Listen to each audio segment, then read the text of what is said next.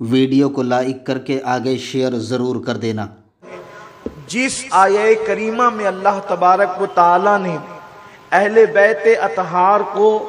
بڑی عظیم نعمت قرار دیا ہے، میرے پیارے آقا صلی اللہ علیہ وسلم کے پیارے دیوانوں، قبر کے متعلق آیا ہے کہ قبر میں 3 سوالات ہوں گے، اللہ کے بارے میں، دین کے بارے میں اور رسالت مآب صلی اللہ علیہ وآلہ وسلم کے بارے میں۔ لیکن قیامت کے متعلق یہ آیا ہے کہ قیامت میں کتنے سوالات ہوں گے اس کا کوئی پرچہ حتمی طور پر کسی کے پاس نہیں ہے۔ قیامت میں اللہ رب العزت جو سوالات فرمائے گا، قرآن مقدس میں اللہ فرماتا ہے فَمَن يَعْمَلْ مِثْقَالَ ذَرَّةٍ خَيْرًا يَرَهُ وَمَن يَعْمَلْ مِثْقَالَ ذَرَّةٍ شَرًّا يَرَهُ۔ ایک ذرے کے برابر نیکی کی ہوگی اللہ تمہیں وہ بھی بتائے گا، ایک ذرے کے برابر گناہ کیا ہوگا اللہ تمہیں وہ بھی بتائے گا۔ اگر تم نے اپنے کسی پڑوسی کی دیوار کو یا کسی انسان کی دیوار کو اپنے ناخن سے کھرچا ہوگا، اللہ تعالیٰ تم سے اس کے متعلق بھی سوال کرے گا۔ لیکن یہ سوال کرنا ضروری نہیں ہے، اگر وہ چاہے تو سوال کرے اور وہ چاہے تو بغیر سوال کیے ہوئے، بغیر کسی سوال پوچھے ہوئے اپنے فضل سے، اپنے کرم سے وہ بخشش فرما دے۔ اگر وہ چاہے تو بڑے بڑے عبادت گزاروں سے پوچھ لے، بتا تو نے رکوع صحیح کیوں نہیں کیا تھا، تو نے نماز میں جو ہے وہ کسی اور کا خیال کیوں لایا تھا۔ یہ صرف میں سمجھانے کے لیے کہہ رہا ہوں، یعنی وہ جو چاہے پوچھ لے، ماں کے ساتھ کیا سلوک کیا تھا، باپ کے ساتھ کیا سلوک کیا تھا، بھائی کے ساتھ کیا سلوک کیا تھا، ناپ تول میں کیوں کمی کی تھی، سود کیوں کھایا تھا، حرام کیوں کھایا تھا، شراب کیوں پی تھی، جوا کیوں کھیلا تھا، کسی کو تکلیف کیوں پہنچائی تھی، کسی کو دھکا کیوں دیا تھا، کسی پہ بدنظری کیوں کی تھی۔ اس طریقے کے سوالات وہ پوچھے گا، لیکن یہ حتمی طور پر نہیں ہے کہ کس سے کیا سوال پوچھے گا، یہ حتمی طور پہ نہیں ہے۔ کچھ بے حساب جنت میں چلے جائیں گے، کچھ لوگوں سے تھوڑے سوال ہوں گے، کسی سے زیادہ سوال ہوں گے۔ اس طریقے سے سوالات کے متعلق جو ہے کسی بھی محقق یا مفسر نے، میں ایک چھوٹا سا طالب علم ہونے کے ناطے اتنا تو ضرور کہہ سکتا ہوں اپنے بزرگوں کی جوتیاں سیدھی کرتے ہوئے کہ قیامت کے دن سب سے پہلا سوال نماز کے بارے میں ہوگا، لیکن ہر ایک سے نماز کے بارے میں پوچھا جائے گا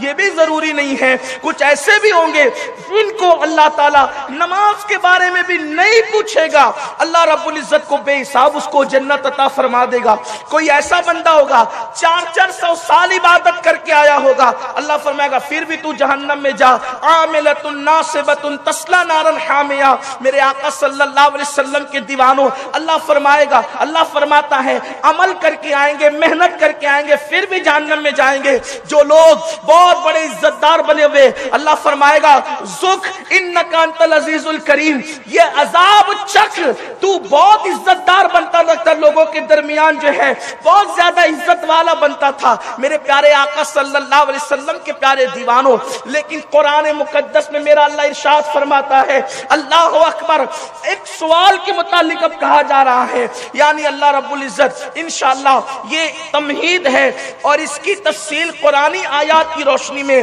کل کی محفل کے لیے ہم نے رکھا ہے۔ اور کل انشاءاللہ تعالی کل کا جو عنوان ہے ذکر اہل بیت قرآن میں، قرآن کی زبانی اہل بیت کے فضائل، انشاءاللہ تعالی یہ کل کا عنوان ہے۔ لیکن سوائے بطور تمہید یہ بات آپ سے عرض کرنا چاہتا ہوں، قرآن میں اللہ ارشاد فرماتا ہے ثم لتسألن یومئذ عن النعیم، اللہ تبارک و تعالی تم سے نعیم کے متعلق سوال فرمائے گا۔ میرے آقا صلی اللہ علیہ وسلم کے پیارے دیوانوں، حدیث میں آیا ہے یہ بھی پوچھا جائے گا، یہ بھی پوچھا جائے گا، یہ بھی پوچھا جائے گا، یہ بھی پوچھا جائے گا، یہ بھی پوچھا جائے گا، یہ بھی پوچھا جائے گا، یعنی یہ سب پوچھا جا سکتا ہے، لیکن نہ پوچھے اس کی مرضی ہے، بغیر حساب کے جنت میں ڈال دے اس کی مرضی ہے، حساب سخت لے اس کی مرضی ہے، نرمی کرے اس کی مرضی ہے۔ لیکن یہاں آ کر کے قرآن کہتا ہے ثم لتسألن یومئذ عن النعیم، اللہ تم سے نعیم کے بارے میں سوال فرمائے گا۔ قرآن مقدس کی ایک آیت کی کئی تفسیر موجود ہے۔ امام عبدالوہاب شعرانی خود لکھتے ہیں ہیں کہ قرآن کی صرف ایک آیت سے میرے بھائی نے 60,000 علوم اخذ کیے ہیں۔ آپ اندازہ کریں جب امام عبد الوہاب شعرانی کے بھائی کی علمی صلاحیت کا یہ عالم ہے تو آپ اندازہ فرمائیں پھر اللہ اکبر حضرات اولیاء کرام میں غوث العظم دستگیر غریب نواز ان لوگوں کے فہم قرآن کا حال کیا ہوگا، اور پھر غوث و خواجہ کے فہم قرآن کی گہرائی تک ہم نہیں پہنچ سکتے تو اللہ اکبر جو رسول اللہ کے صحابہ ہیں جنہوں نے سبقاً قرآن مصطفیٰ جان رحمت صلی اللہ علیہ وآلہ وسلم سے پڑھا ہے، ان کے فہم قرآن کا حال کیا ہوگا۔ اللہ اکبر کوئی قرآن سیکھنا چاہے تو 1 سال کے اندر وہ پورا قرآن سیکھ لیتا ہے، لیکن سیدنا امیر المومنین فاروق اعظم رضی اللہ تعالیٰ عنہ فرماتے ہیں کہ میں نے سورہ بقرہ پوری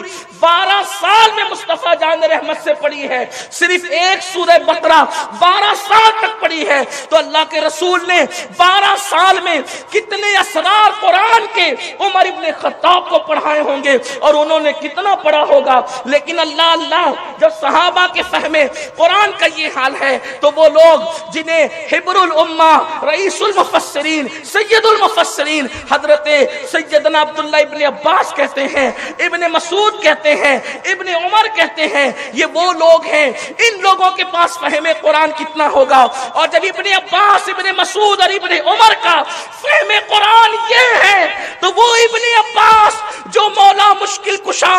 علی کرم اللہ تعالی وجہہ الکریم باب مدینۃ العلم کے پاس سیکھنے کے لیے جاتے تھے، اس علی کے پاس فہم قرآن کیا ہوگا۔ وہ